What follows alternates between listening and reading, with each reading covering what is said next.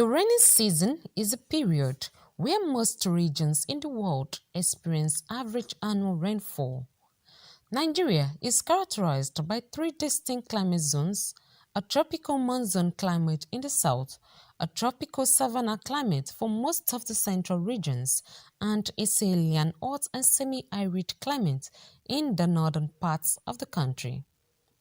In southern Nigeria, the rainy season features light rainfall in March and heavy as well as abundant rain in June and July, with annual rainfall amounts usually above 2,000 mm and can reach 4,000 mm and more in the Niger Delta. Meanwhile, a brief break is experienced in August to begin again in September and end late October. In northern Nigeria, the rainy season begins in mid-May and ends in September. Do you have your umbrella or raincoat, rubber shoe, sweater, and blankets ready for the rainy season? Let's find out Nigeria's readiness on the rainy season. I have umbrella, I have shower cap, I have raincoat. I'm prepared for the rain. This rainy season, I'm prepared for it. I have umbrella. I always go with my umbrella in case the rain meets me where I'm going to. And I also make sure that whatever I'm putting on is something that I know that can prevent me from cold regarding my condition. For women that don't always carry their umbrella around, I don't think it's a best advice for that, because their hair, it will damage in fact everything they are holding, it will damage it for them. So I think they should carry their umbrella along. Then for the men also, it's the same thing. You can't go out without umbrella now. When the rain it's heavy, you can't go out without umbrella. So I think we should go. It's good to carry your umbrella along. If you don't have umbrella, just make sure that one thing, I don't like people entering the rain when it's falling. So no matter how heavy it is, no matter where you are going to, no matter you are rushing, just try and stay under a shade to make sure the rain stops before you move. Rainy season in the country is also a planting season, and with the dry season comes the harvest. It is the most ideal time for farmers to plant their crops because the soil is very moist and is able to retain more water. During this season, farmers tend to focus on growing their root crops such as yams, cassava, potatoes, maize, groundnut, millet, and rice. They also grow a variety of vegetables and tropical fruits such as mangoes and coconuts.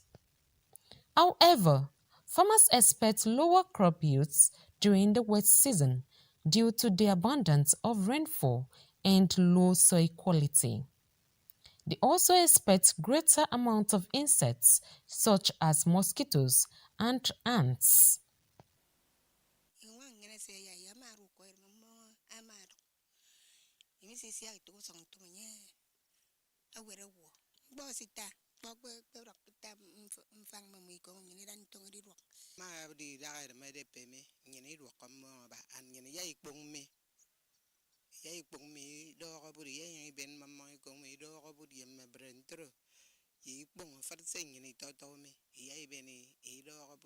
Because mo ya been a free team. He told book bam, ye boom, abre, ewa, a by mumbo, intro. Mama talking one, I would have mamma gum. Going possessi submit that do brim. Mang came in a neighbor, but a good me want them, more me say the beat. Boss it a cut one me. I only to give on and say, get up good one. Maybe the don't care a bomb. So yes, I'm more fiado. I see you. They get the chemical when they put for that thing, they pour for the thing when they pour for when they plant now. Okay. Because of without if you not put the chemical, something go enter the farm to chop the thing with they plant. So that is why if you want to plant, they go put chemical before you plant. High rainfall can cause widespread flooding, which can lead to landslides and mud flows in mountainous areas. Such floods cause rivers to burst their banks and submerge homes. Apart from direct rainfall on land, Rainfall causes a rise in sea levels, which can lead to flooding. As it rains heavily, the rain needs to flow through a proper drainage system to avoid flooding. This cannot happen if the gutters are blocked. Floods have caused major damages in recent times in Nigeria. It can also lead to loss of lives and properties.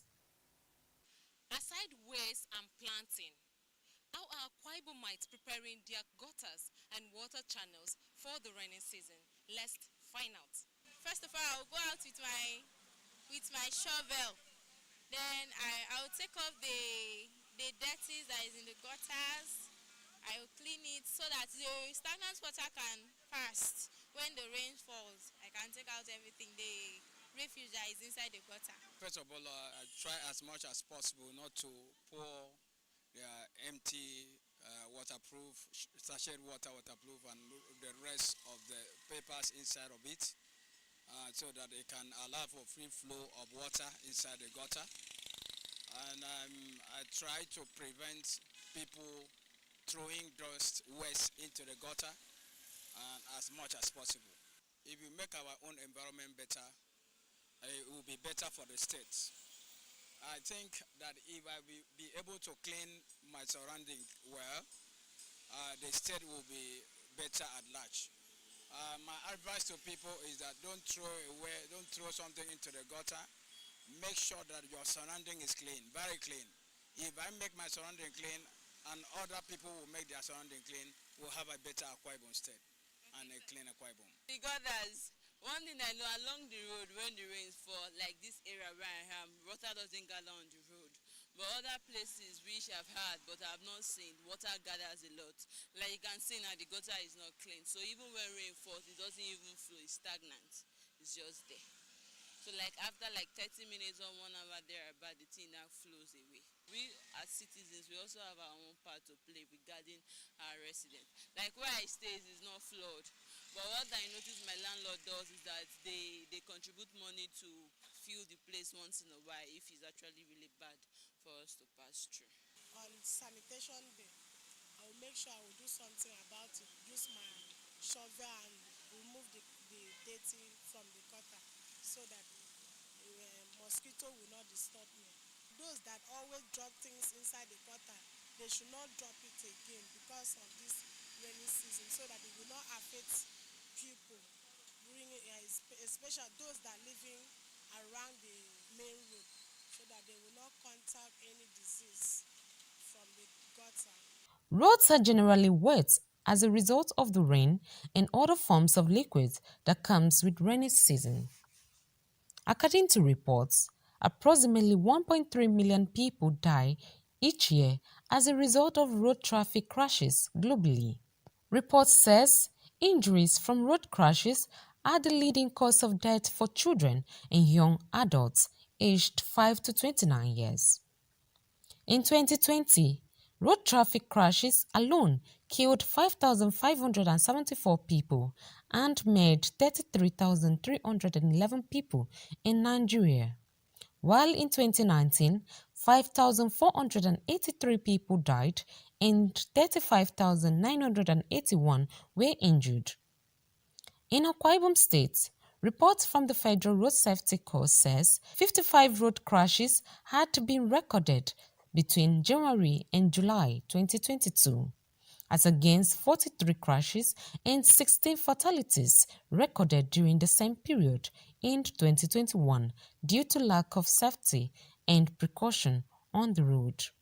It's important that every driver understands that while it is raining, that there are certain precautions that need to be taken by such drivers to be able to avert the incidences of road traffic crashes.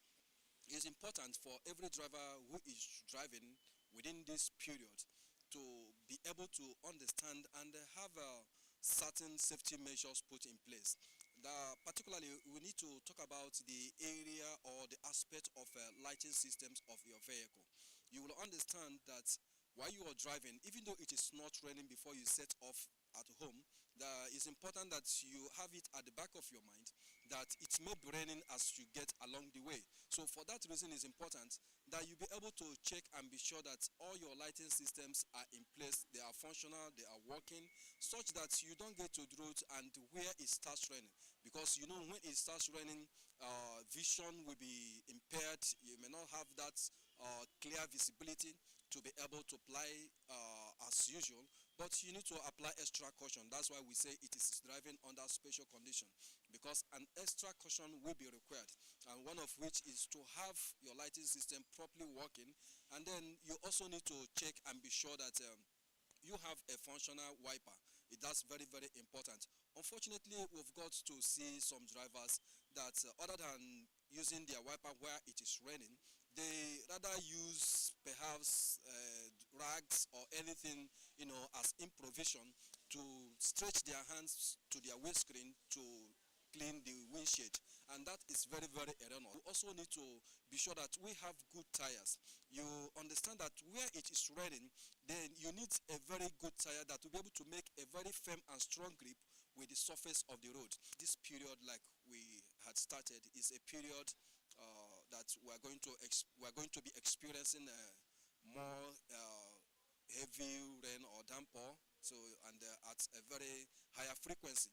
So we want to enjoy all motorists and general road users generally to be extra caution this period while plying the road, whether as a driver, whether as a pedestrian, whether as a motorcyclist or tricyclist, or even as a passenger seated in a vehicle. So it behoves on all of us to ensure our safety. Yeah, and if that be the case, so we are expected to do everything within our power and our reach to ensure that we ensure our safety on the road. So in case you get to the road, please be mindful of how you use the road.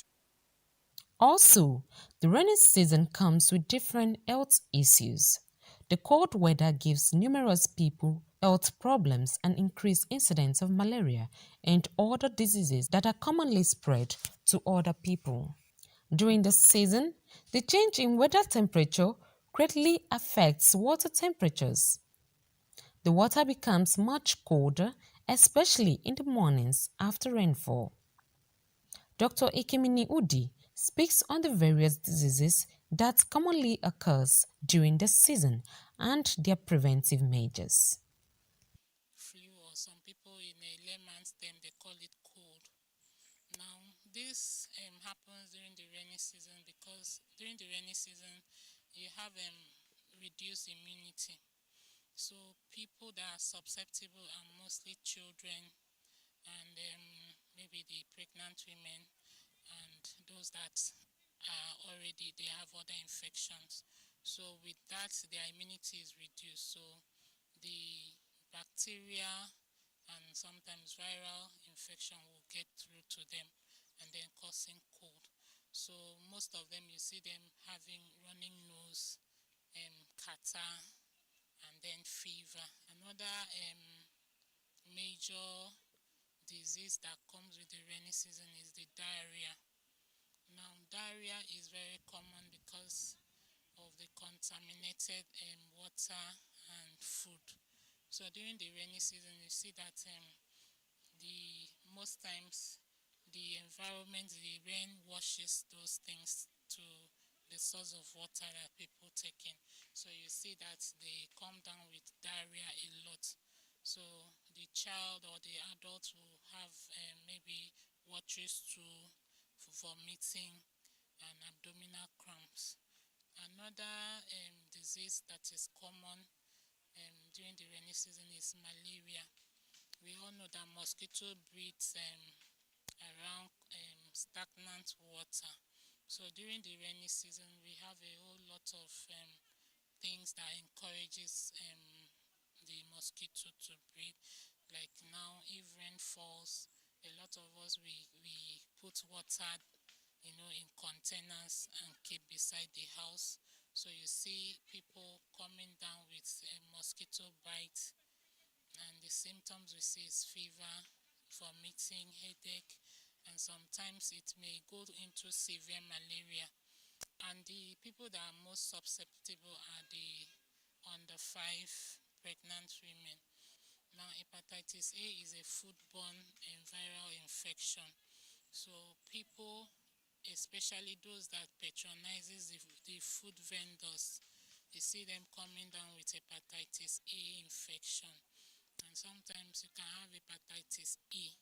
So A and E are actually foodborne or food-related hepatitis. And so this infection gets to the liver. The person may have abdominal pain, upper abdominal pain. The person may also come down with fever. And then in severe cases, you see them having discoloration of the eye, what we call jaundice, and then generalized weakness. Now, preventing malaria is one, trying to keep our environment clean, clearing the bushes around us, and then we should avoid keeping containers that stores water for a long time, because that will serve as a breeding point for the mosquitoes to breed. And then during this season, people don't like sleeping under the mosquito nets. I tell you, it's very good. For the diarrheal disease, we should try to have personal hygiene.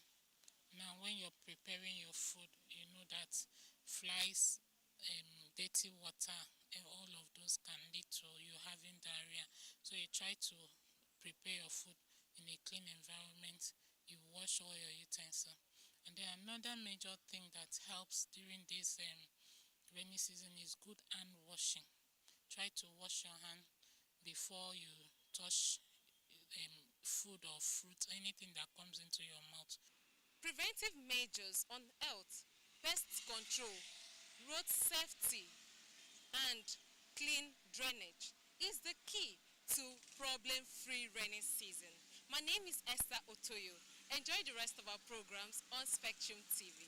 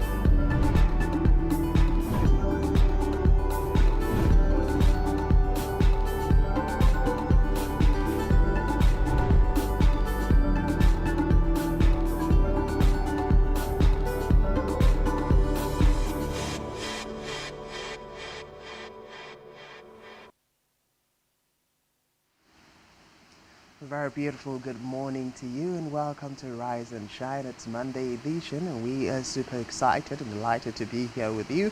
Of course, Rise and Shine comes to you live on Spectrum Television, beaming live from the very beautiful city of Uyo, the Akwa Ibom state capital. And if we have to add some more specific, talking about the beautiful hills of Ibiaku Uran.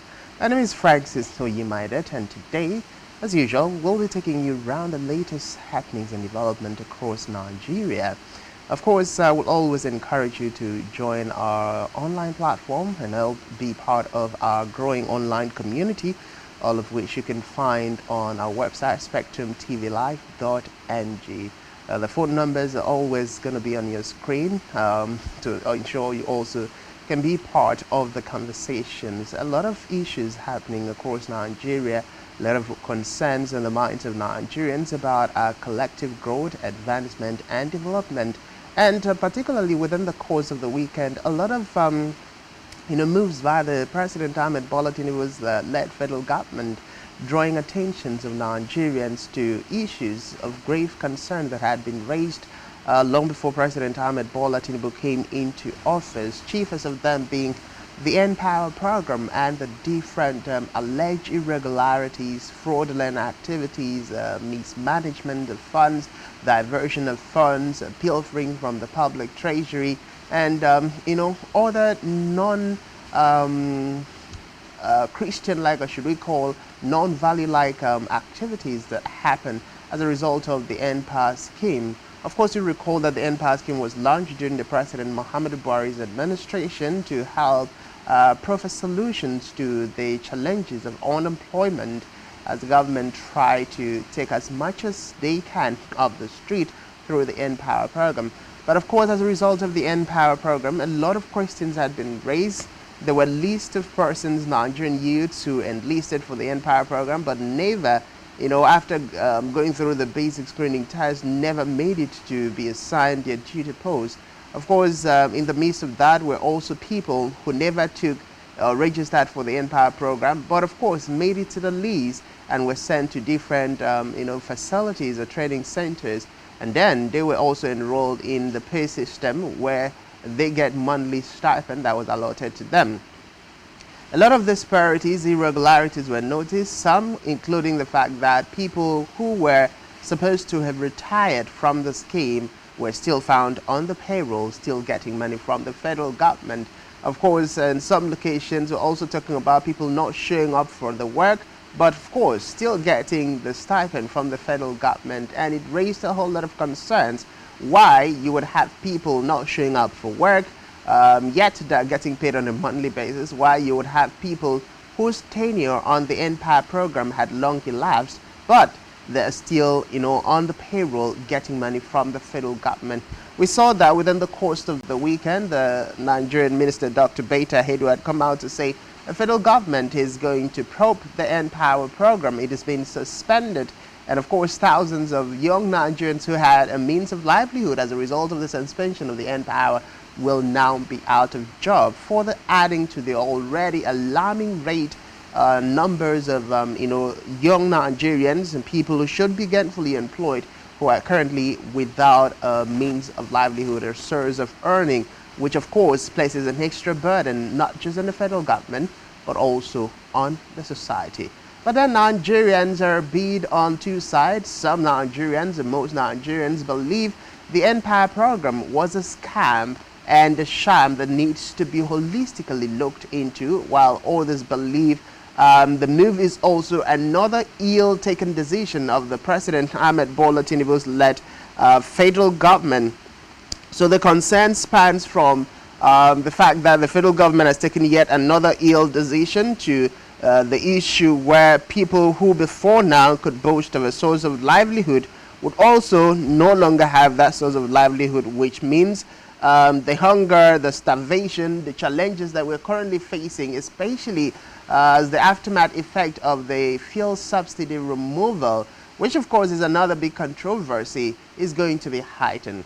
Of course, also within the course of the week, we got information that Nupeng said that President Ahmed Bola Tinubu's federal government has reintroduced fuel subsidy to stabilize the price of petrol at what it is currently selling, talking about 600 plus, so it doesn't get past that. Recall that last week we were told the landing cost of petrol had risen to about 710 naira, which means diesel petroleum marketers were not going to be able to sell petrol at about 600, 620, 630 naira range that they were selling as at that moment. Of course, a lot of concerns before now had been raised as to what will happen as the Yuletide season approaches. And one of those concerns was the usual tradition where once you get to October, November, December, towards the end of the year, the fuel prices will always on a daily basis, year in, year out, be on the increase. So transportation is high, food cost is high, cost of living is alarming. And if you bring that up and add to the problem, the situation we're currently facing in Nigeria with the fuel subsidy removal and all of that, it just so means that as Nigerians had projected and the NNPC had projected when fuel subsidy was removed initially, that we might get to a point where Nigerians will be buying fuel at about 1,000 naira per liter or even more. We're also talking about the concerns of having Nigerians not just buying fuel at 1,000 but 1,000 more plus. Of course, what that would mean for the average Nigerians when you already find the prices of food items in the market at an alarming rate, and serious issues, serious concerns being raised about all of that. But of course, those are concerns Nigerians are having, and the question is, what did Ahmed Bola Tinubu-led federal government think, or what were they thinking when in his inaugural president said the aero fuel subsidy is gone? I think we just take a pause and remind ourselves when the president made that comment, and of course make the comment that if aero fuel subsidy was gone, and of course we'll return to this conversation. 29th May this year, President Bola Tinubu in his inaugural speech said Nigeria's fuel subsidy will be scrapped. This announcement marked the end of almost 50 years of subsidy dating from the 1970s. On June 12 this year, the president called the removal of fuel subsidy a necessary sacrifice and promised that the government will repay Nigerians through massive investments in transportation, infrastructure, education, regular power supply, health care, and other public utilities. The fresh subsidy is gone. I have asked you, my compatriots, to sacrifice a little more for the survival of our country. On 12 July this year, the president requested the passage of the 500 billion naira from the supplementary budget.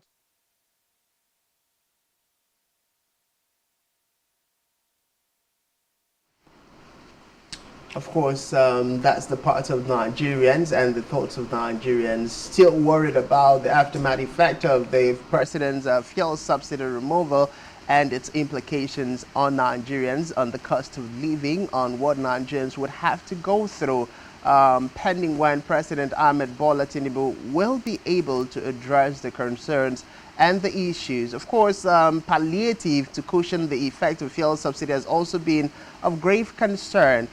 First, we saw the federal government announcing 8,000 naira paltry sum to Nigerians with an expected effect to reach about 60 million households. And of course, Nigerians reacted, and the federal government, led by President Ahmed Bola Tinubu, took it back and made an attempt to review. And shortly after that, we saw the president and the federal government voting out 5 billion naira each for the respective states of the Federation and the FCT. As loans to the respective states. And of course, shortly after that was done, we saw that out of the 5 billion, just 2 billion naira was released to the states, and some states took the measures of setting up palliative distribution committees, and finally the money was released, the palliatives were distributed. But unfortunately, as was feared by Nigerians, just as what we saw during the COVID-19 pandemic and the post-COVID-19 era, where palliative became a thing of pain to Nigerians, where government officials allegedly stashed those palliative out in warehouses in preparation for the 2023 general elections. We saw this time that even community leaders were found wanting, as palliative did not actually get to the people they were meant for. I mean, a paltry 2 cups, or how do we even term that? Should we say some grains of rice, a few cups given to each household in some communities, and then you ask the question, just how much can 2 cups of rice take one person, much more of a family? Oh yeah, good morning. Good morning, Good to be here with you this morning. Of course, talking Nigeria and looking into the different issues happening in the country. Conversations around palliatives, survival is still top notch on the table as of now. Of course, one of the things that we saw over the weekend also is the fact that the president had directed Betta Aidu, the minister in charge of poverty alleviation now, to make sure that 25,000 naira is added as grants, just palliative measures for vulnerable pensioners. This was part of, the federal government's move, to provide some conditional cash transfer CCT scheme to vulnerable pensioners in the country. Of course, the Minister for Humanitarian Affairs and Poverty Alleviation, Betta Aidu, gave this announcement over the course of the past few days, and of course,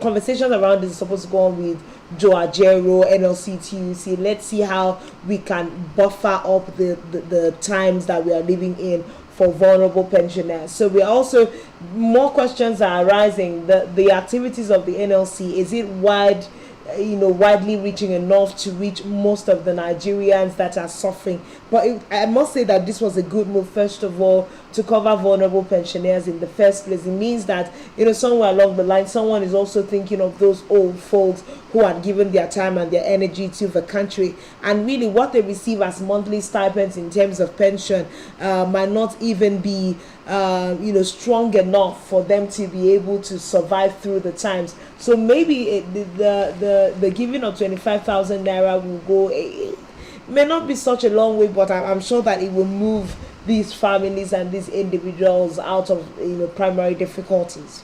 Well, it's definitely a very great cause for concern. We also see that this morning the federal government is planning to launch again the conditional cash transfer to 15 million households effective October 17. Now, this is according to Dr. Betta Aidu, who happens to be the Minister of Humanitarian Affairs and Poverty Alleviation. Of course, it said she spoke when she was featured on special sections with newsmen, where he said the payment is to help the federal government cushion the effect of the fuel subsidy. According to her, the ministry is working with stakeholders across the country to get a credible register of beneficiaries. Of course, she said as she was speaking, verification exercise is ongoing, and every state can bear witness that they have put their boots on the ground. Of course, she stated that persons are working with the state cash transfer office as well as the governors, who are the heads of the steering committee, and several other persons to ensure that all of this is done within the record time. But all of these, talking about the conditional cash transfer across, individuals, given to individuals who are truly in need of it, has been a very major big issue of concern. We're also talking about the federal government planning to restart the trader money or the trade money scheme by November, where they've earmarked 50,000 naira per beneficiary. So all of these are things that were part of the social scheme of the just concluded administration of President Muhammadu Buhari. Of course, we had concerns as far as trade money was concerned. We had concerns with the N-Power program. We had concerns with the conditional cash transfer. One of the biggest concerns that surfaced was the issue of how the federal government of the then President Muhammadu Buhari arrived at the numbers that they got from the respective state.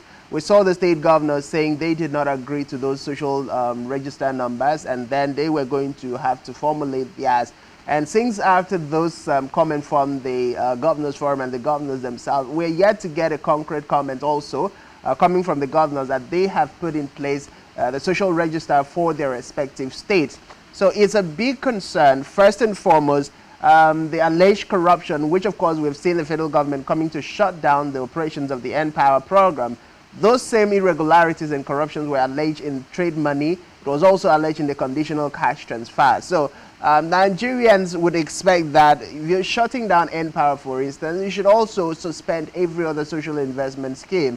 In as much as we know that, okay, this is a move to help Nigerians cushion the effect of the fuel subsidy, the concerns that this money will still end up in the hands of a privileged government officials who are saddled with the responsibility to disburse this money is still very much heightened in the society.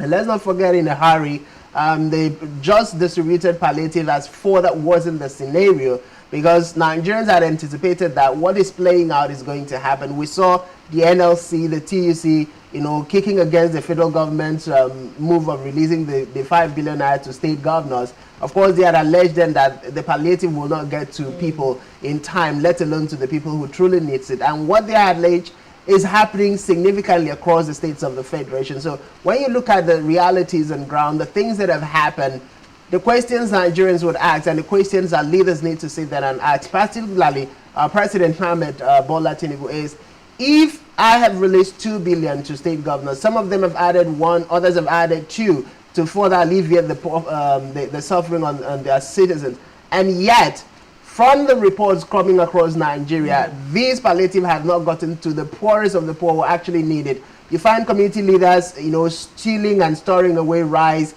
and other things that were sent by the government, and yet you are still bent on sending conditional cash transfer that will again end up in the hands of people. And Nigerians have not forgotten in a hurry how many public officials from the former accountant general of the federation that has been back and forth with over, I think it was 80 billion naira that was alleged to have been diverted, and other top government officials. So with all of those information, you still want to go ahead with this scheme. Nigerians are already saying this is just another failed move by the federal government that will not in any way ameliorate the suffering on the part of Nigerians, but of course will further enrich the elite of the elites as described by President Ahmed Bola Tinubu.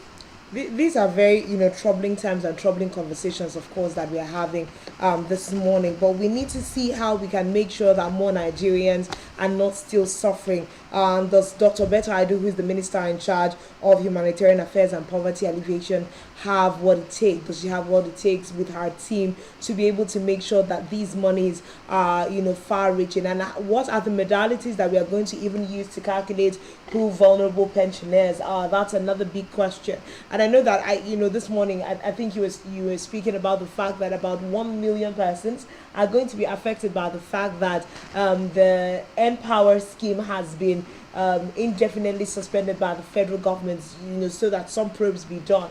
Now we are also seeing that about 1 million people are going to lose what their source of income is usually. And so when you take 1 million people and add back to the 33 million people that we know that are unemployed or living in abject poverty in Nigeria, that the numbers are still increasing, and it means that we are going to see the ripple effect still back on the economy. Because the 20,000, 30,000, 35,000 that people received through Empower and the likes, now that money is no longer available to circulate even around the economies of where they stay, it is still going to be a problem. So when we now say let's identify vulnerable pensioners, what are the modalities? Are we saying people that probably retired from certain grades that were low are the people that you're going to add this 25,000 naira to?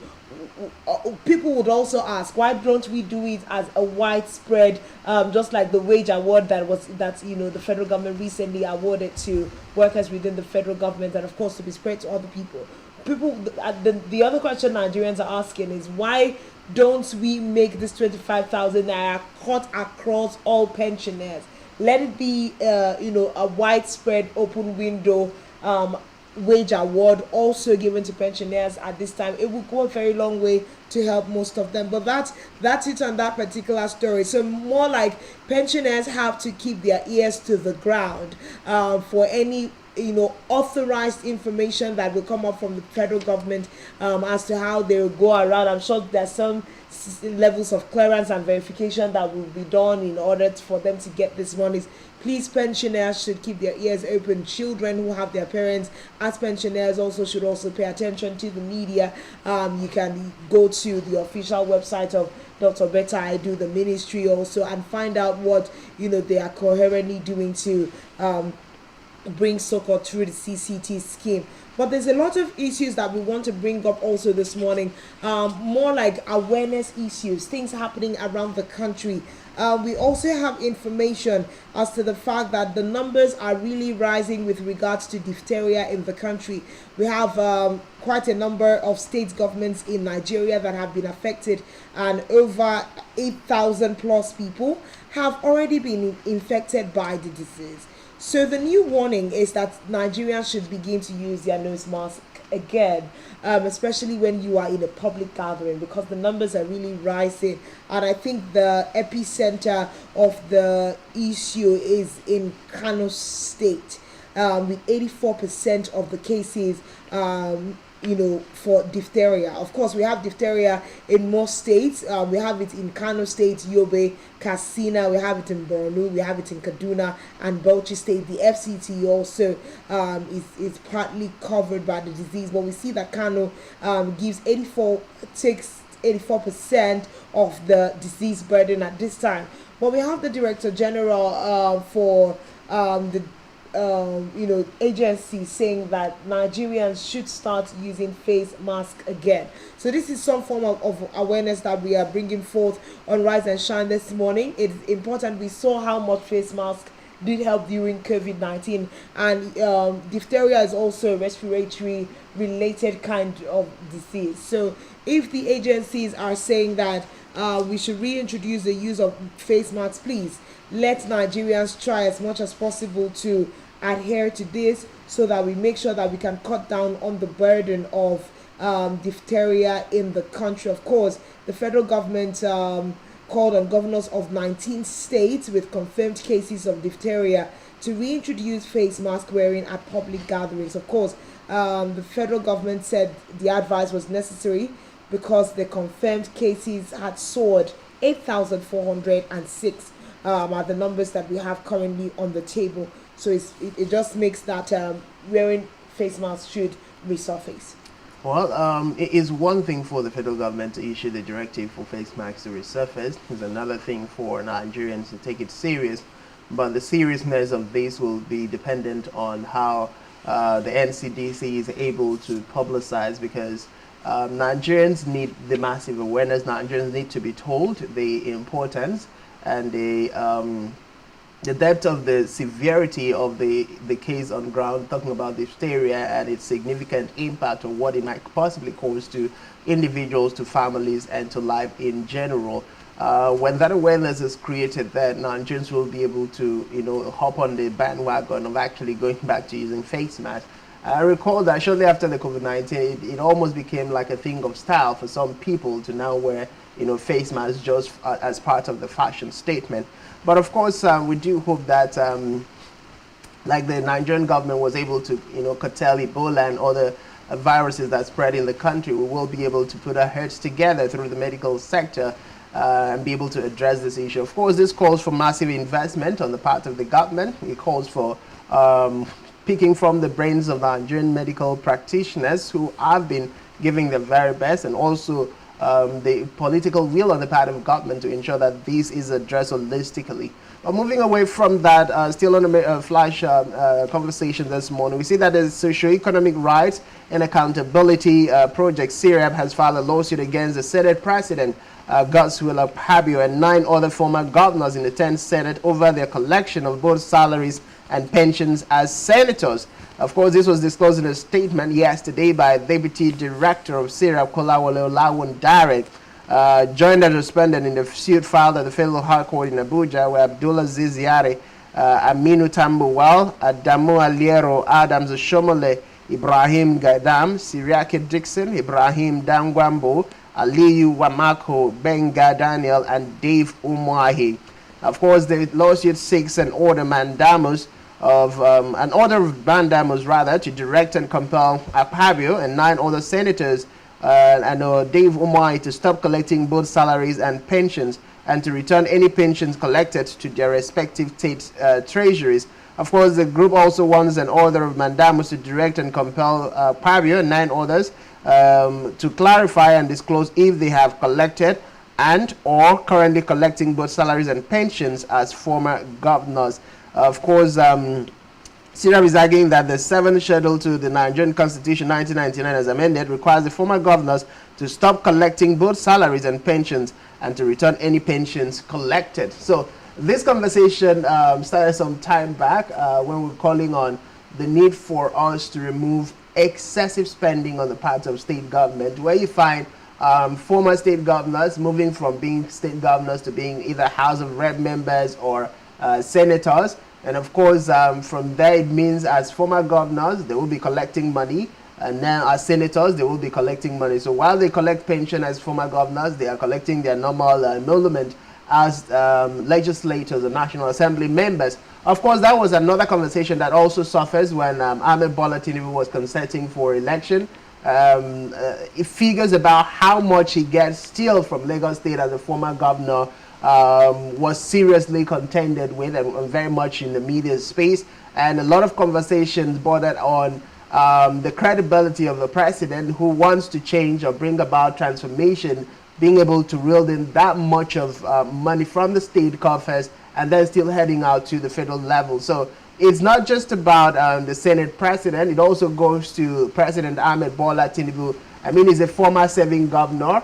And part of the reactions Nigerians have given to this particular news is that CRAB had not done its homework. CRAB needs to do a lot more to know that it's not just about Senate President Godswill Akpabio and the senators who are former governors, but also you're looking at President Ahmed Bola Tinubu, who was a former governor of Lagos State and who is also a sitting president of the Federal Republic of Nigeria. So he collects pension as a governor, a former governor of Lagos State, and collects salary as the president of the Federal Republic of Nigeria. And these are concerns that, you know, if we're able to find a court in Nigeria who is able to, within the provisions of the law, within the argument put forward within the, you know, the courtroom, find the solutions to it and maybe grant the order of mandamus, putting an end to this movement by the respective state government and possibly, you know, changing the narrative, we'll see a difference. But then also the conversation goes past, you know, just the 10 personalities that have been mentioned.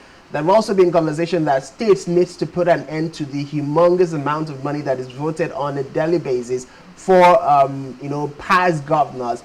Because when you compare to what civil servants get as pensions at the expiration of their tenure to what governors or former deputy governors, former speakers, former you know, House of Assembly members get as take home in terms of pension or severance pay, you cannot compare to what somebody has spent 35 years serving the government is taking home. And that is a very big concern that Nigerians have raised. But we'll have to watch and see how this one unfolds within the court and, of course, given the provisions of the constitutions of the country.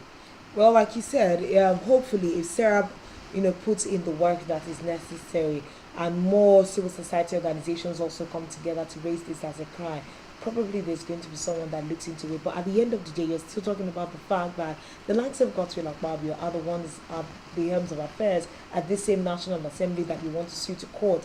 Because at the end of the day, they are the ones that will have to sit and deliberate over the laws to agree whether or not a serving governor who moves on to become a minister will still be able to earn pensions or not. Even if we are saying, okay, maybe there are, you know, different modalities that we can look in. Even if you don't take out everything of the pensions, can you cut out at least 50% of what that is? Take out some of that money and let's reinvest it. It was the governor of Osun State, Adeleke, who recently opened up his security vote, you know, the monies accrued to his security vote to be able to use for, you know, development projects in the state. You know, he's saying over 500 million or how much, you know, was even voted at the time. We don't need to keep these monies around just for the governor's, you know, security. He said, let's take it out and invest it into projects. If we have more social oriented leaders, more servant leaders in our system that are looking at the fact that we are literally milking the systems dry of the monies and the resources available. You are, you know, and this governor that you're doing, you served 8 years, so you did 2 terms. You're getting pension as that. You served, you know, the likes of Akpabio have been in the National Assembly before, now have returned, become the Senate President. You're earning pockets of wages from all over from the same system.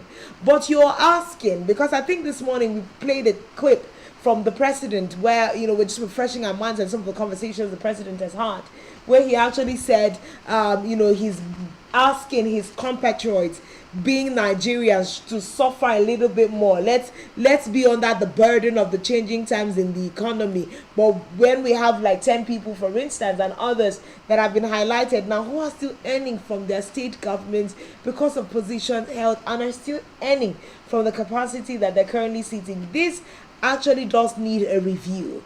And it is great that Serap has already taken the steps to head to the courts, but can we see how the court judiciously interprets this? Look into the constitution, look into the law of morals, whatever those guidelines are that can help us to review these kinds of things.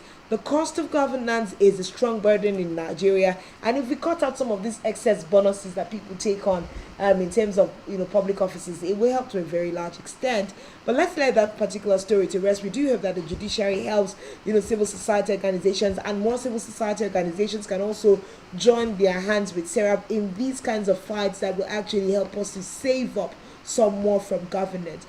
But sad stories. In January, we had the Nigerian Meteorological Agency of Nigeria warn that there's going to be a hit with regards to flooding situations in Nigeria. Some states were highlighted that will be burdened by this, but we see that over the weekend, of course, reports of flood ravaging Taraba community, and we see the fact that the residents are crying for help. They, of course, appeal to relevant authorities to come to their aid. Flooded houses seen in Mayo Selbe community of the Shaga local government area of Taraba State. Of course, the problem with these flooding issues is that we are going to see, especially when we're looking like up north, farmlands, domestic animals, and residential buildings are going to be affected. A lot of the food insecurity that we are also experiencing in the country is as a result of the fact that flooding, is also a major problem at a time like this. Heavy downpours, which lasted for hours on Friday night, has resulted in this. I remember that at the end of last week we had mentioned that a couple of states had been highlighted to possibly experience more than 24 hours of steady rainfall, and this probably happened in this community in Taraba State, and it's already a big problem for them at this time. This is the first time that particular area has witnessed such a natural disaster, which has also led to the collapse of a bridge within the community. Eyewitnesses, of course, said they're seeking evacuation to higher grounds to avoid a repeat of that particular experience. We just hope that we can do more. The warnings had been sent out earlier, but when you say that even a state has been highlighted, what are the modalities that would have been put in place by this state government to make sure that even if the floods do come, the casualties and the losses will not, the accrue will not be so much? Well, of course, we saw that the National Emergency Management Agency had issued a lot of warnings, advisory to Nigerians as far as flooding is concerned, owing to the Niger River and River Basin. Of course, the release of the Lado Dam in the Republic of Cameroon was a great concern. We were told 3 days stretch of rainfall as last weekend. Of course, some thunderstorms and all of that. But all of this concern comes back to one question. What was the federal government doing? What were the state government doing after 2022's flooding disaster that claimed lots of lives, caused a lot of havoc to farmlands, and of course, rendered a lot of people homeless as a result of poor planning on the part of government and its relevant agencies, on the part of the state government. Since this year started, we've had governors reaching out, re-echoing appeals to the federal government to help. We've seen NIMET, we've seen NEMA issuing advisories for people within the coastal communities, especially the flood-prone areas, to relocate. But even in Lagos State, the epicenter of activities, we saw absolutely nothing being done. No action was taken until the flood came, destroyed a few communities, and then we saw the Lagos State government, rushing to now provide bedding materials to immediately address the scenario. But the question is, How long are we going to stay in Nigeria? How long are Nigerian leaders going to fold their hands and wait for problems to happen before they rise up to seek solutions? What happened to being proactive? What happens to, planning ahead of time with the information that we had at a disposal? What happened to reviewing what happened in 2022 and knowing that, okay, 2023 is around the corner? What can we do to advance the safety of our people? What can we do to ensure that, the flood disaster that happened last year, even though it happened this year, is not going to have the same effect or even worse effect on the livelihood of Nigerians, on the farmlands, on infrastructure, on people's lives? Of course, those concerns should have been done. But of course, Nigerians will say the federal government, the state government are literally always sleeping around until something happens, until lives are wasted, until properties are lost before we rise in to take actions. But we do hope that with all of the warnings coming from NEMA, even you as a Nigerian, it is far better for you to move than for you to wait for government and then lose your life, lose all of your properties in the event that you do not move and then these natural disaster gets to you. Yes, the palliative might come, measures taken to cushion the effect might come. But we know that as far as 2022 flood disasters and flood victims were concerned, it took almost a year. It was this year that we saw, some measures of cushioning getting to the respective states and individuals who actually suffered through those. And most people are yet to even receive any help from the government. So please, while the advisories are coming, take that individual responsibility to first and foremost safeguard yourself and that of your family. Whatever happens after that, you would be sure, even if you lose some part of your, properties, at least you have your life and whatever you've been able to put aside before that incident. But we do hope that Nigerian leadership, President Ahmed Bola Tinubu, the respective state governors, particularly the states that are prone to flood and such disasters as warned by NEMA and NIMET, will be proactive going forward. We'll begin to take stocks of the places that have been most affected and then, of course, design modalities to actually prevent these from further happening as we go into the coming years. Of course, we'll place a pause here on our conversation and head out to the news brief decks where Mary Joseph is standing by to take us round. And when we come back, Rise and Shine will continue. Stay with us.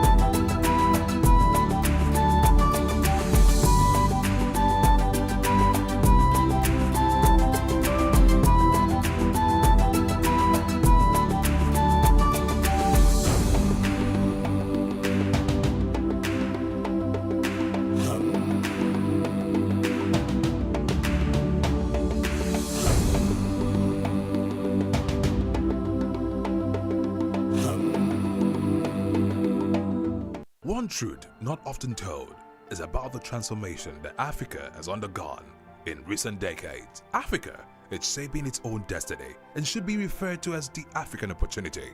On Spotlight Africa, we paint the African picture the African way, laced with truth, detail, and the color of the African continent. Join Uyai Anyekan every Tuesday and Thursdays at 4:30 p.m. Spotlight Africa, telling the African story. Business exists only to meet the needs of the people, but there's an extra advantage if your product and services are pitched on a platform that gives you the added advantage over your competitors. For your desired return on investment and so much more, advertise on Spectrum Television, on StarTime's DTH Channel 421 and on free-to-air with a frequency of 12733. Spectrum Television, broadening your horizon.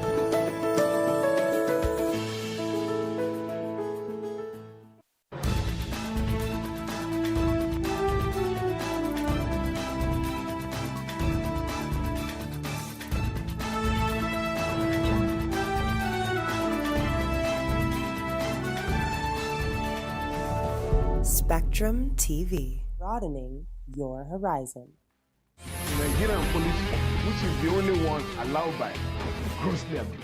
Our governors have to share police powers with the president as stipulated by the constitution. We do not have a federal government police force. We have the Nigerian police force, which shall be administered, organized, and supervised by the Nigerian police.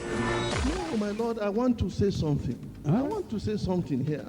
Perhaps it might also enlarge the scope of people who should be invited here for examination. My lord, if we cannot find those who literally murdered Abiola, who are those people who could be said to be the beneficiaries of the death of Abiola? Rogers has linked you with some of the killings he did. He never did. He linked you with the attempted murder of Hebrew. He did not. My lord, the Matters Council is leading the evidence in our matters. Is this an adversary proceeding? It's not, my lord, but you can't be talking about cases which are in court. Is this an adversary proceeding? It's not, my lord. These cases are in court, my lord. I'm just reminding your lordship. My lord, sorry, my lord. I think I'll be in cross-examination. Legally Speaking, a program that deals with legal issues and questions we face as citizens of this amazing country, Nigeria. Legally Speaking. Join us every Friday from 5 p.m. to 6 p.m. for Legally Speaking. As of state and government, Secretary General, delegates. This was the Lagos Nigerian for Spectrum TV to recover for the lapses in to recover for the lapses.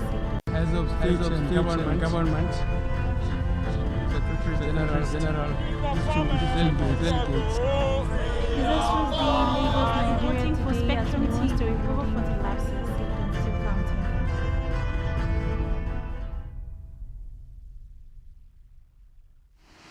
A very good morning to you and welcome to your morning news brief and Spectrum live from here. I am Mary Joseph. We begin the news brief with a report that the All Progressives Congress (APC) has flagged off its campaign for the Kogi governorship election, with President Bola Tinubu being set aside. Away from that, we also have the report that the President is actually eyeing 500,000 jobs from the Ajaokuta Steel Complex, and the campaign for the exercise built for November 11, 2023 was held in Lokoja, the state capital. Tinubu, who was represented by the event by the Vice President, Kashim Shettima, said the Ajaokuta Steel Complex would bring investment into Nigeria and boost the country's economy.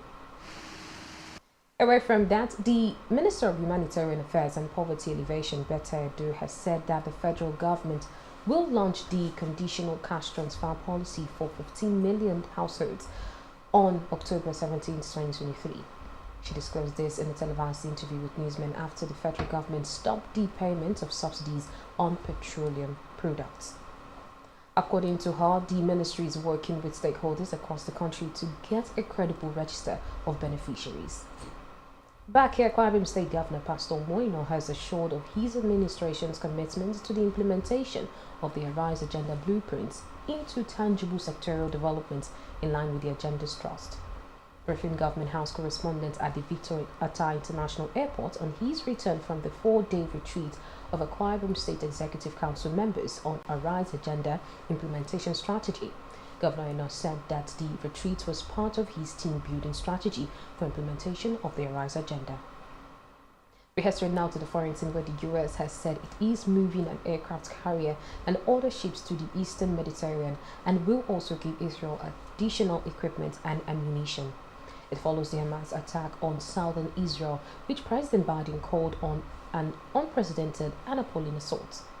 Secretary to the State Attorney Blinken stated that the US was also working to verify reports that its citizens were among those killed and taken captive.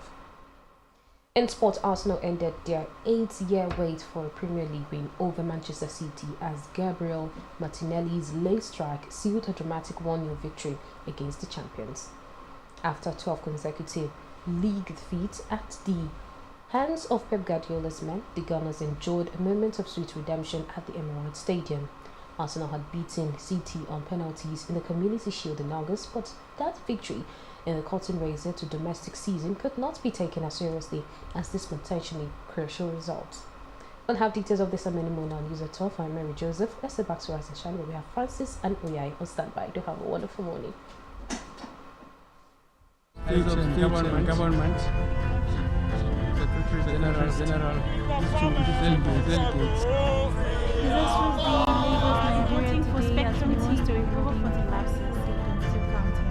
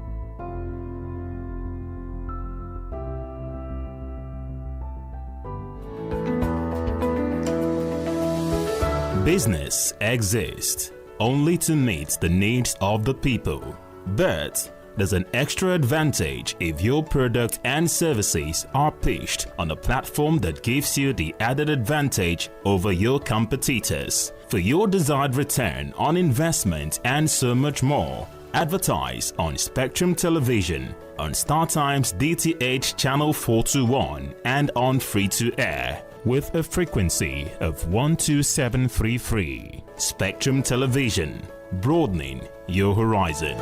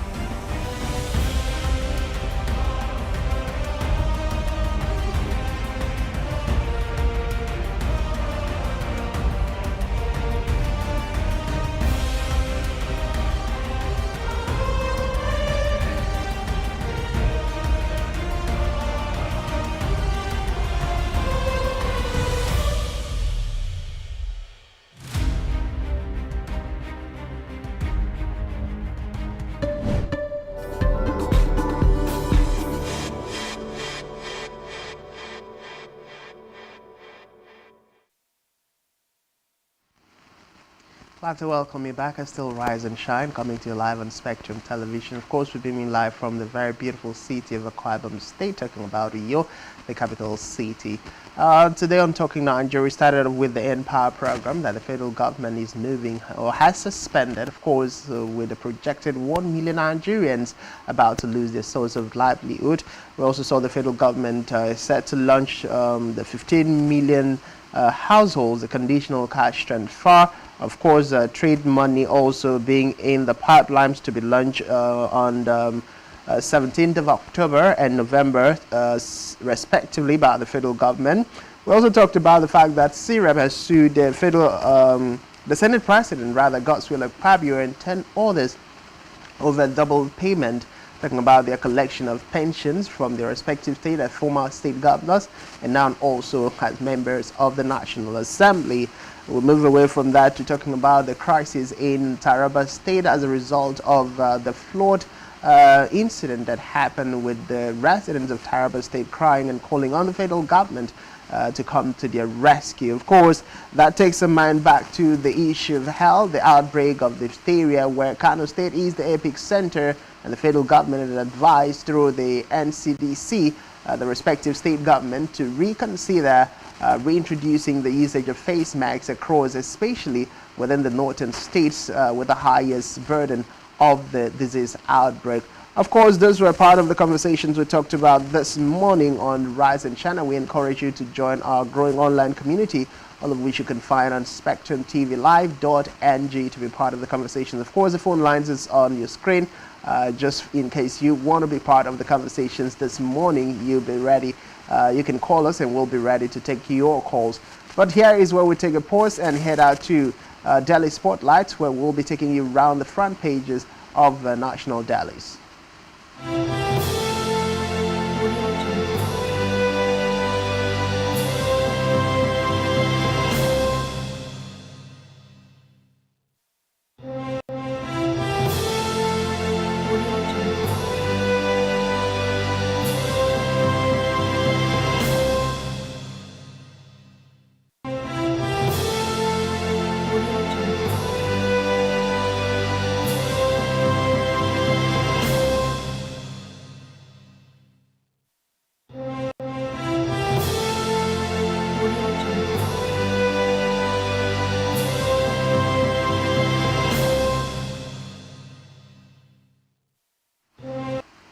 Of course, the front page of our national dailies this morning, we're going to head straight to the Nation newspaper, looking at the big stories there making the rounds. Federal government targets 5 million jobs in 5 years for youths. We also see here better Edu scheme will be efficient. Ajakuta still to employ 500,000. Shetima firm 98% ready. We also see here Governor 6 dredging of River Niger and Benue to halt flooding. Page 27 is where you can find details of that. Speaker sets performance benchmark for Lagos Council. Eminent industrialist Chris Ogubanjo dies at 99. Jay's Bank to raise 5.4 billion naira in rights issues at MGX. Page 14 is where you can find details there. Why banks should follow rules in granting loans to government. Of course, there's been lots of conversation around the amount of monies that state governments have borrowed in the first 6 months of 2023. 1,000 killed in 2 days of Israeli-Pakistan Middle East war. Afe Babalola lifts Ekiti farmers with 11.2 million naira. Iboho, I am ready to return. Page 29 is where you can find details. Last story here on the front page of the Punch. Stakeholders, insecurity still challenge to South-South development. Page 26, and that's what we have on the front page of the Nation. And next up this morning is the front page of Vanguard newspaper. The kicker there says Tinubu's certificate controversy. 107 senators urge caution. Rule of law as Keyamo Atiku disagrees. That story is on page 5 of the Vanguard newspaper, and the writer there says Tinubu's trying to hide many foreigners. Of course, Atiku, why Atiku can't prove forgery against Tinubu Keyamo. We must exercise caution, observe principles of justice, senators. That story is on page number 5 of the Vanguard newspaper. Israeli-Palestine war.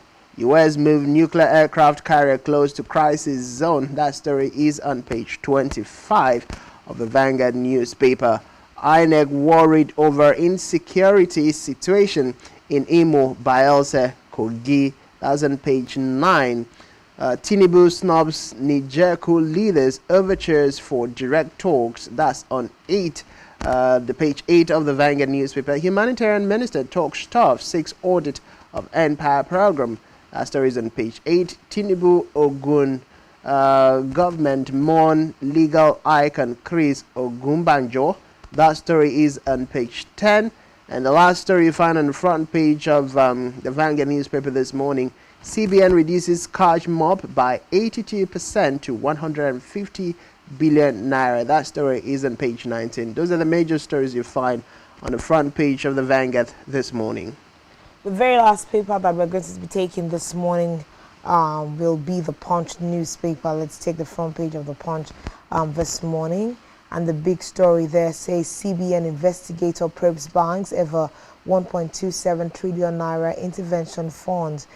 We also have here 1.27 trillion naira, beg your pardon, Anchor borrowers loans Others undisbursed in 5 banks. Special investigator to someone bank CEOs over intervention, funds. These are the issues that we are seeing. We vote monies, keep it aside, but we absolutely do not use it for what they're meant to, Government's Labour begin talks over 35,000 naira wage award, page 9. Of course, we have a conversation this morning that we're going to be looking at with our guest, looking into the reality of these conversations going on between the NLC and the federal government. Who is really speaking for who in this country at this time?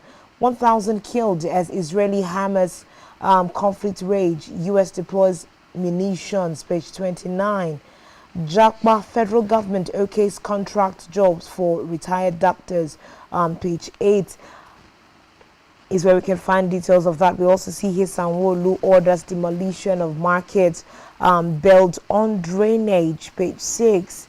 Federal government to grill N-Power consultants, plan 5 million jobs, page 21.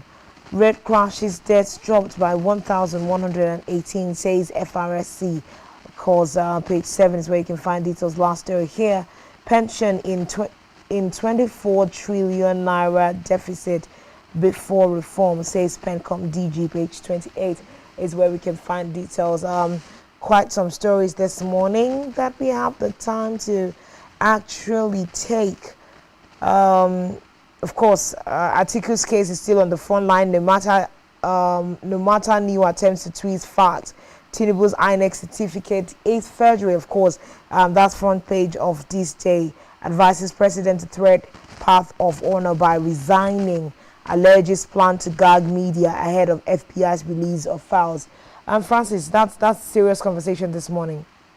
Of course, still a very major concern on the minds of Nigerians, but let's leave this day to the front page of Daily Times this morning. On the front page of Daily Times newspaper, you see, remove Tinubu as president, no further evidence required, Atiku tells Supreme Court, says forged certificate to INEC, weighty constitutional matter, cites Apex Court judgment and forged certificates, 20-paragraph affidavit deposed in support of appeal. That is the kicker and the rider. First on the front page of Daily Times newspaper this morning. Still on the front page of Daily Times, you find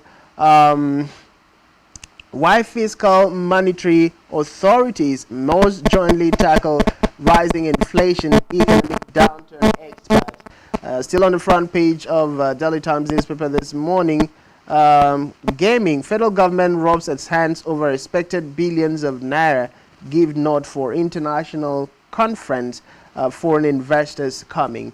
Those are the major stories you find on the front page of Daily Times this morning. Well, that's the much we can take this morning on these front pages, a plethora of stories that we'd love to look into. We'll probably just gloss over some of those very strong ones this morning when we have Barrister Clifford Thomas join us, of course, on set. But that's where we're going to put a rest to this particular segment on Rise and Shine this morning. We'll take a quick break. When we return, Barrister Clifford Thomas will be joining us. There's a conversation we must have. The NLC has been attempting to speak for Nigerians, but the big question is how widely covering is the move of the NLC? The unemployed and informal sector in Nigeria, are they duly covered by the steps taken by the NLC and TUC to cushion the effect of the subsidy removal, or is this just a facade going on in this labor union? Let's take that break now. When we return, Rise and Shine continues.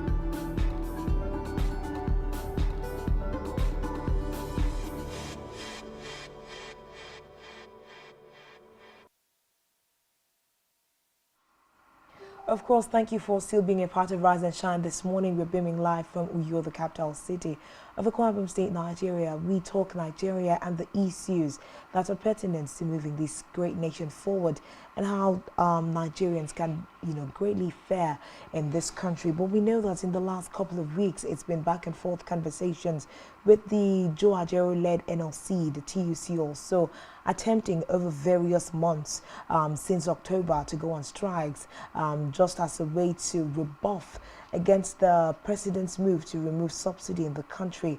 But it's been every day that we hear of the warnings. 2 days later, we hear that the federal government has had a meeting with the NLC or the TUC, the NLC and the TUC, and then we hear, for instance, the last lap that we are on, the strike has been suspended for another 30 days to see if the federal government is going to renege on the agreements they just recently had.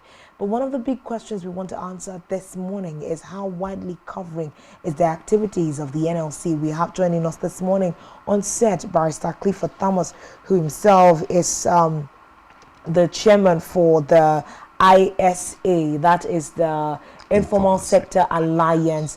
He's joining us this morning to speak on behalf of those in Nigeria who actually need people to speak up for them.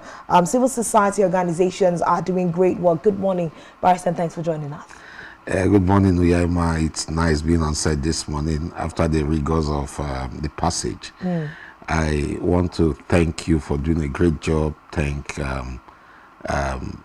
Spectrum Television, Passion FM, Planet FM, and Thanks You FM for doing a great job in educating our people, despite the fact that the conditions are not very suitable, but they are doing their best to actually bring out information to the people of Nigeria and the world generally. I'm happy to be here. I want to say a very big good morning to all the viewers out there. Thank you so much. We take our flowers this morning, given to us by Barrister. It doesn't come, lofty. But serious issues. NLC, Joe Ajero, there's been that conversation. And we remember that the strike, the nationwide walk that we had on the 2nd of October, it was more like, it is all of Nigerians that are coming together to protest peacefully, have a peaceful nationwide walk, just to tell the federal government and the Bola Ahmed-led administration that we are not satisfied with some of the actions that they are taking. But there seems to be a lot of dissatisfaction from especially the unemployed and the ISAs in the country so far. Well, I want to say very seriously that labor is one lazy entity, one very group that is very parochial and self-centered, that is not interested in covering the artisan on the street, the trader on the street, the truck pusher. Me, I'm in the informal sector. I'm not in the formal sector. And you are in the informal sector.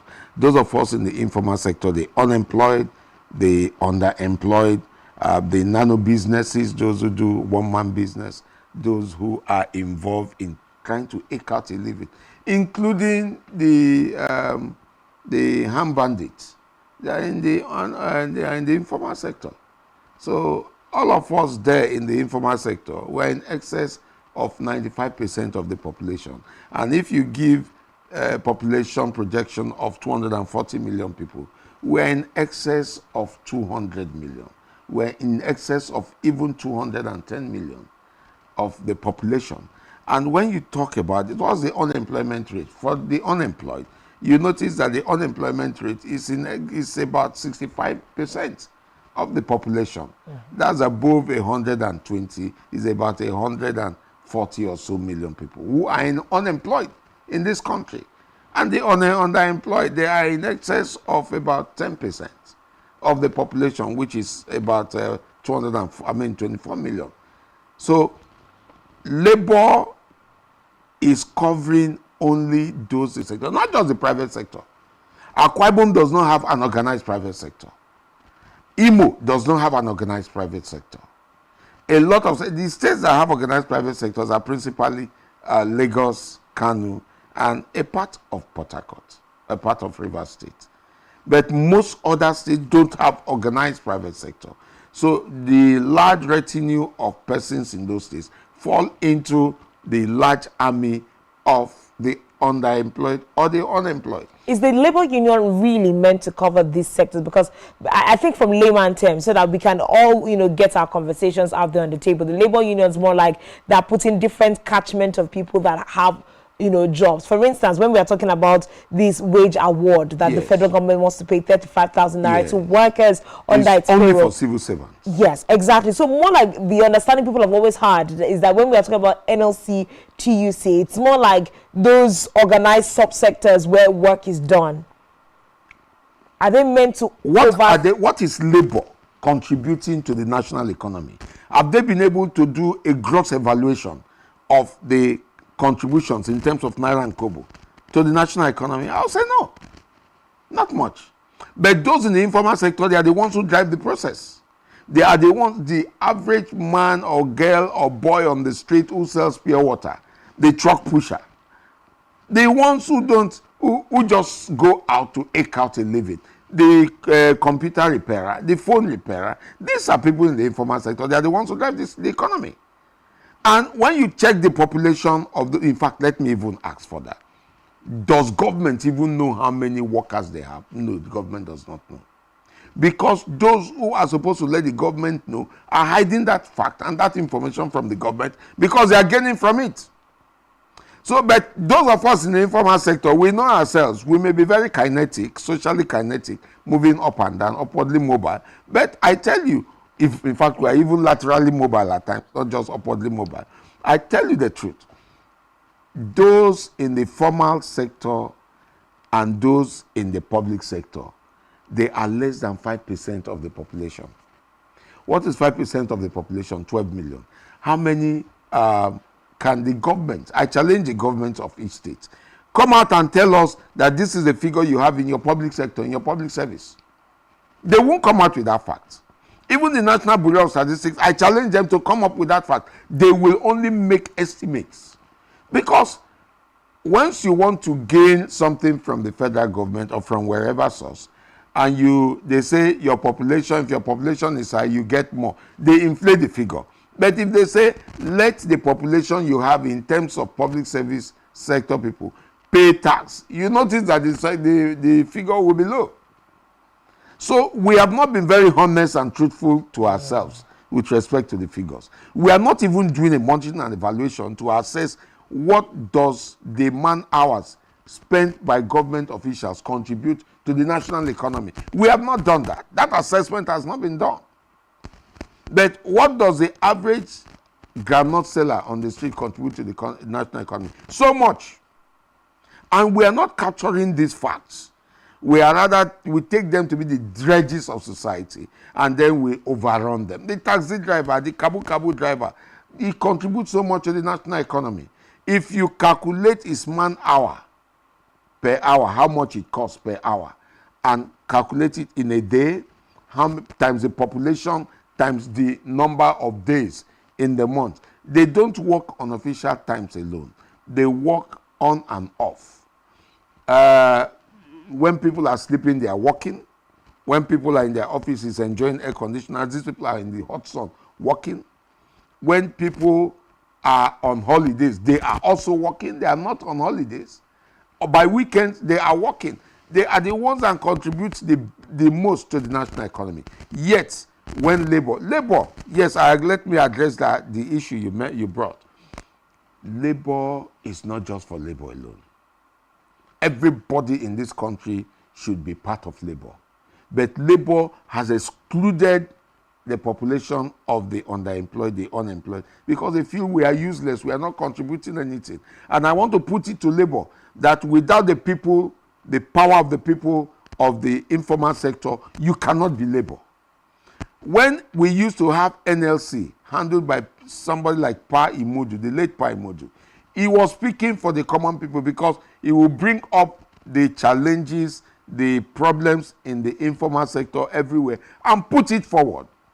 When NEPA was not doing well, he will come out and say NEPA must do well. Why? NEPA was not for just the people in the public sector, was not just for those in the organized private sector. NEPA was for all. When the utilities were not working well, it would come. But now, TUC, NLC, they have balkanized labor. And aside from balkanizing labor, they have taken a section, or they have segmented labor into, okay, we need population. We take people from here, take people from here. But are you truly speaking for them? Labor is speaking for only those in the public sector. That's why they called out the strike.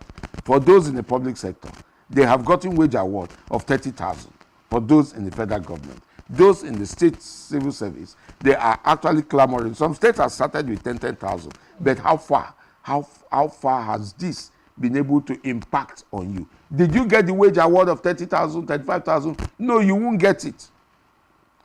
When you go to negotiate for those in the public sector and say that there should be 200,000 naira should be the minimum wage, at the average of that will now be about 350, 400,000 naira at the end of the day. And how many people do you have in labor? Let's assume you have even 2%. That's 4.8 million. Multiply 4.8 million by 350,000 naira. You'll be talking about something in excess of 1.3 trillion naira. What is the average income of the federal government in a month? I'm talking of monthly calculations now. What is the average income of the federal government in a month? It's about 1.3 trillion naira. Are you telling me that you spend 100% or more, or something less, slightly less, on the salaries and emoluments of just 2% of the population? What happens to the other percent of the population? When we are saying that it is sabotage. Labor is trying to sabotage the Nigerian people, not just the government. They are targeting the government, but the ultimate victim will be the Nigerian people, and we are saying no to it. But the question with some of these activities, when you're like the numbers you're reading out, because when we heard the federal government say they are going to get 8,000 naira to be distributed to 15 million households, the narrative they put forward was the fact that when we give these 8,000 naira to these families, the way they spend this money will now have ripple effects on another 2 million. So let's say, for instance, that the labor is speaking on behalf of these organized subsects under them. Are we not seeing that when these for instance, the people in the federal workforce now, when they get 35,000 naira wage award added to them, it's going to affect their market power, which comes back to affect those in the informal sector. The man who is pushing the barrow, the person selling the pure water and all of those artisans in the sector. This 35,000 is still going to affect the plus and minus income that they make. Negatively.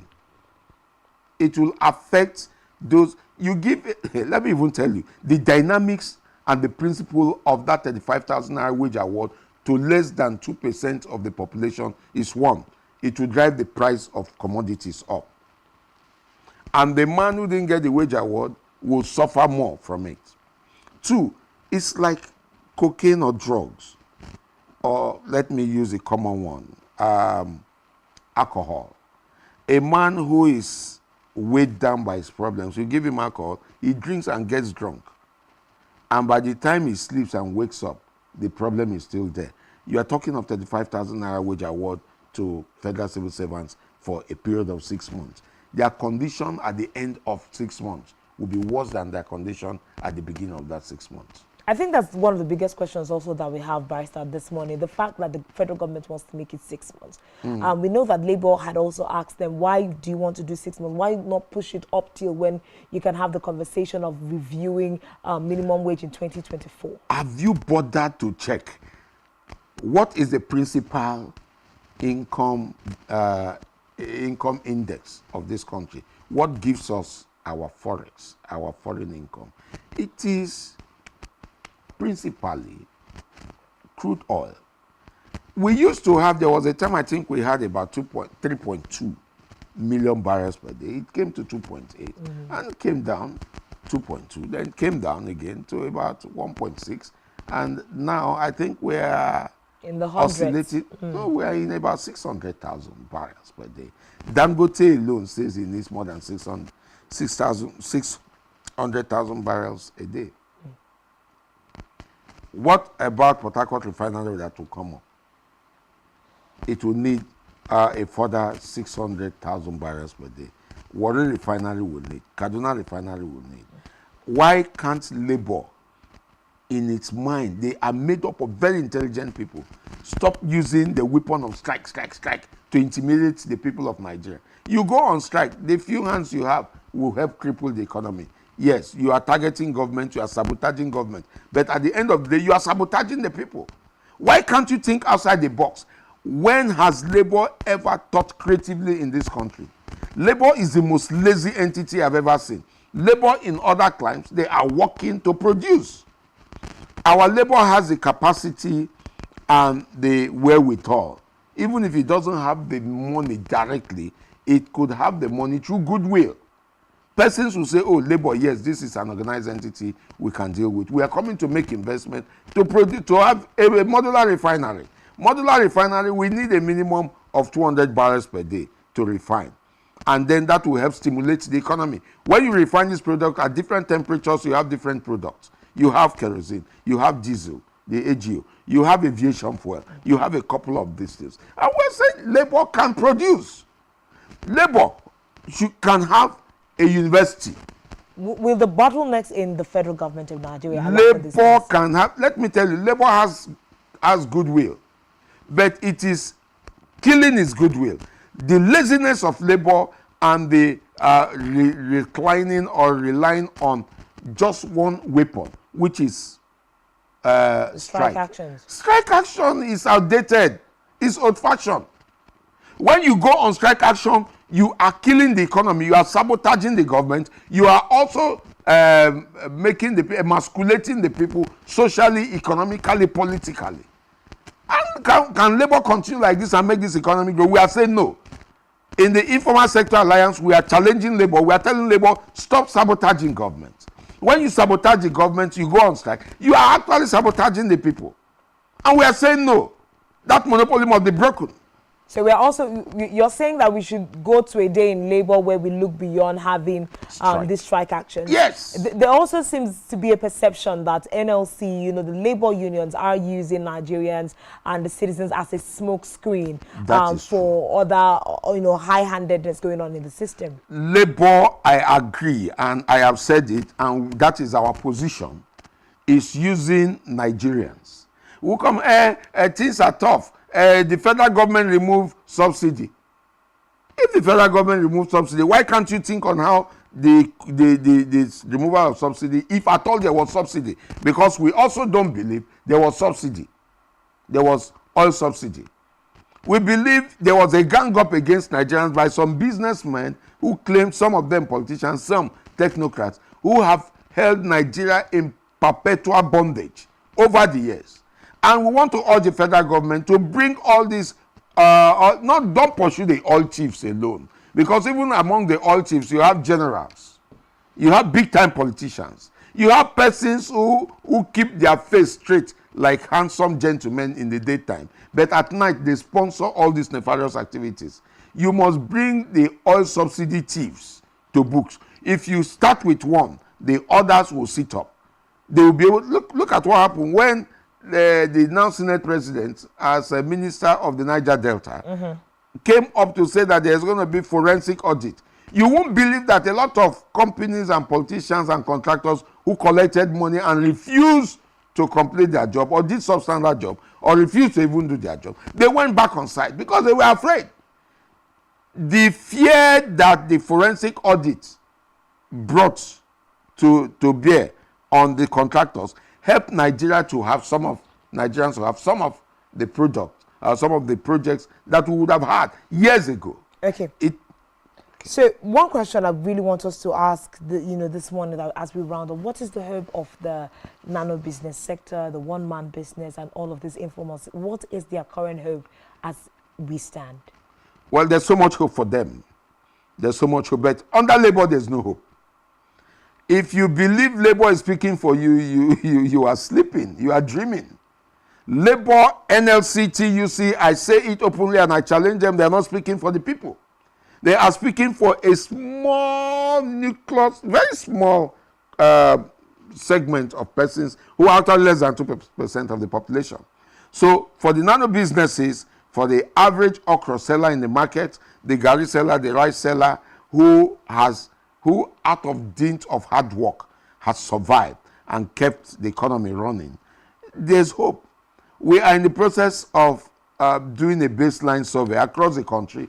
We are in 36 states of the Federation plus Abuja. I was just made the president 2 weeks ago in Abuja. Congratulations. And we are out to do our survey and pick these people. Let us know them. The government has announced programs and plans for them. We don't want government agencies to come in and execute those plans. One of such is 25,000 naira award to vulnerable pensioners. We're asking this morning, how are they going to even be able the pensioners are now in the informal sector. to... So we are looking for them. We have segmented them into different groups, and we want to know who are they. Let's talk to them. What is their fears? What are their ambitions? What are their thoughts about how things should move? Nobody bothers to ask you some of these things. Do you see these steps by the ISA affecting the generation of the social register that the government is trying to work? I don't believe in that social register. We challenge it. How did they come by that social register? When they did the social register, did they consult people? Who, if they consulted, who did they consult? I have poor people around me. I have poor people in Kogi. I have poor people in Cross River. I have very poor people in Kano. In Yobe, we have very poor people. How did they come by that register? That register is a product of fraud. And we are challenging them. Publish the register. Let us go and know and identify those persons in the register. That register is a product of fraud. And we are challenging them. They should not do, the persons who did it and handed over to this government, they fraudulently did it. So this government should review it. Yeah, of course, this government has planned to review it. They've stood down that particular one. The government must review it and do a new one. And when you talk of 25,000 naira to the poorest of the poor. To pensioners now, vulnerable pensioners. Vulnerable, the only pensioners that are not vulnerable are the former governors. And I want to also call on the government to stop the pensions to the former governors, particularly the ones who are in the Senate. And I don't see a vulnerable former governor, even though he's a pensioner. The kind of money they made in power, the kind of monies that have been given to them, the structures the government has put in place to actually support them, their health, medics, their accommodation, their feeding, and all of this. I don't think the same thing goes to the civil servant. Okay. Serious conversation. I'll just allow you to give us rounding off words this morning as we, have to draw the curtain. Well, my parting shot will be, don't have hope in labor. The NLC-TUC, they are speaking for their people. I want you to please start, when we come up with the forms, you meet our people on the way, they come to you in your houses, in your farms, in fishing ports, in the dry land of the arid desert of the north. We are going to take all those figures and we are going to, please cooperate with us. We may not have money to give you, but cooperate with us, because the ultimate result is to help you, your children, your grandchildren. The ISA is hoping to generate information and data that can be used to drive information and conversations that will actually help, the informal sector, the artisans, and everyone to have a share of the Commonwealth of Nigeria. Let some persons not be forgotten in the narrative of the pursuits by the labor unions. We've been conversing with Barrister Clifford Thomas this morning. He is the chairman, national chairman of the ISA. That is the word keeps the Informal Sector Alliance. Thank you very much for coming on Rise and Shine this morning. Well, the pleasure is mine. I want to all the viewers, please do your best to help. Join hands. Let's move this country forward.